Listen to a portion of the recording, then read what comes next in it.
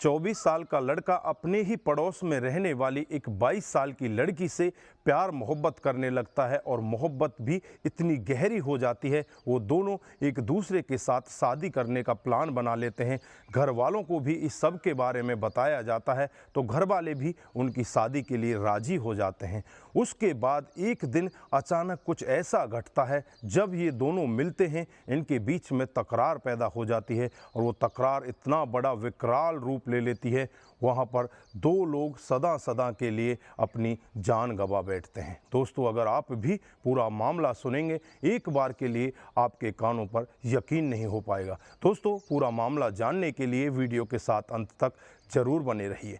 नमस्कार, जय हिंद। आप देख रहे हैं APH न्यूज़ राहुल रावत के साथ। तो दोस्तों, आज की जो मैं हकीकत की घटना आपको बताने जा रहा हूं, उत्तराखंड में एक शहर पड़ता है काशीपुर और काशीपुर का ही एक अलीखा मोहल्ला है। इसी के अंतर्गत एक थाना आता है बांसफोड़ा थाना। ये बांसफोड़ा थाने की हकीकत की घटना है। यहाँ पर रईस नाम का एक व्यक्ति जो कि अपनी पत्नी नानिया के साथ बड़े आराम से रहता है। इनकी एक बेटी होती है जिसका नाम सबीना और जिसकी उम्र 22 साल होती है। घर परिवार बड़े ही अच्छे से बड़े प्यार पूर्वक रहते हैं। घर में किसी तरह की कोई कमी नहीं होती। के ही मोहल्ले में एक लड़का और रहता है जिसका नाम होता है मोहम्मद सलमान और जिसकी उम्र होती है 24 साल। दोस्तों, जो सबीना होती है और सलमान ये आपस में एक दूसरे के नज़दीक आ जाते हैं, एक दूसरे के साथ प्यार प्रसंग करने लगते हैं।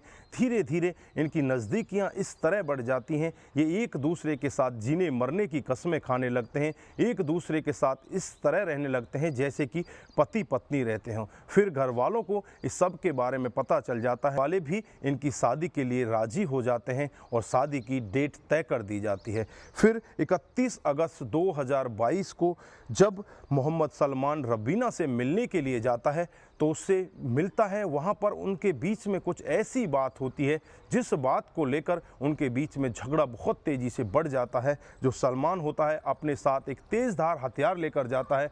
उस तेज़धार हथियार से उसके गले पर चला देता है, जिससे वहीं पर तड़प तड़प कर उसकी मौत हो जाती है।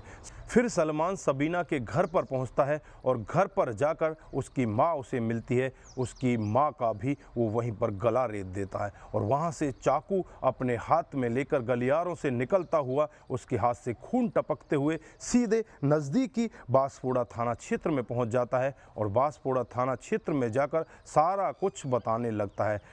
पुलिस वाले भी उस लड़के को इस हालत में देखकर एकदम से हैरान हो जाते हैं। तुरंत ही उसे अपनी कस्टडी में लेते हैं। जो उसके हाथ में चाकू होता है उसे भी सुरक्षित जगह पर रखा जाता है। जब उससे पूछताछ की जाती है तो एक बहुत ही चौंकाने वाला सत्य बताता है। जो लोकेशन वो बताता है, पुलिस तुरंत ही बिना कुछ देरी किए हुए उस लोकेशन पर पहुंच जाती है। वहां जाकर देखती है कि एक लड़की बिल्कुल बहुत ही बुरी अवस्था में जो खूनम खान हुई पड़ी है और दूसरी तरफ उसके घर जाकर देखा जाता है तो उसकी माँ बहुत ही बुरी अवस्था में पड़ी हुई है। दोनों की डेड बॉडी को उठाकर पोस्टमार्टम के लिए भेज दिया जाता है। फिर इस लड़के से पूछताछ की जाती है तो एक बहुत ही चौंकाने वाला सत्य बताता है।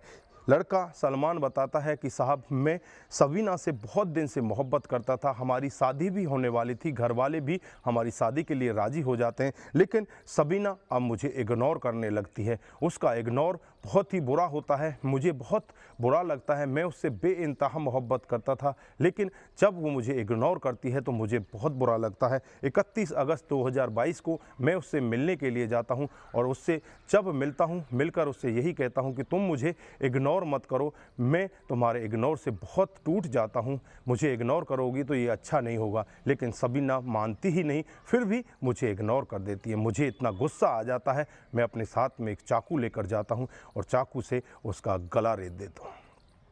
उसके बाद मैं इसकी माँ के घर भी जाता हूँ और माँ का भी गला रेत देता हूँ।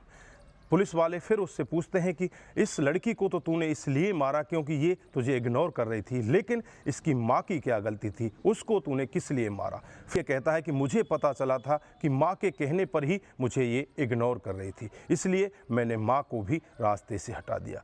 पुलिस अब उसे अपनी गिरफ्त में ले लेती है। गिरफ्त में लेकर उसे जेल के अंदर भेज देती है और उससे कहने लगती है कि तुमने अपने प्यार का नहीं, तुमने बहुत बड़ा कत्ल किया है, तुम आज जेल में चले जाओगे, अब किससे प्यार प्यार करोगे। जिससे तुम प्यार करते थे उसे तो तुमने रास्ते से हटा दिया, उसकी माँ को भी रास्ते से हटा दिया और तुम अब सदा सदा के लिए जेल में चले जाओगे। अगर तुम उससे सच्चा प्यार करते थे तो तुम्हें पेशेंस रखना चाहिए था, तुम्हें उसे टाइम देना चाहिए था। तुमने जितने बड़े क्राइम को अंजाम दिया है तुम्हें इसका अंदाज़ा नहीं कि तुमने क्या कर दिया है। तुम अब सदा सदा के लिए जेल के अंदर चले जाओगे।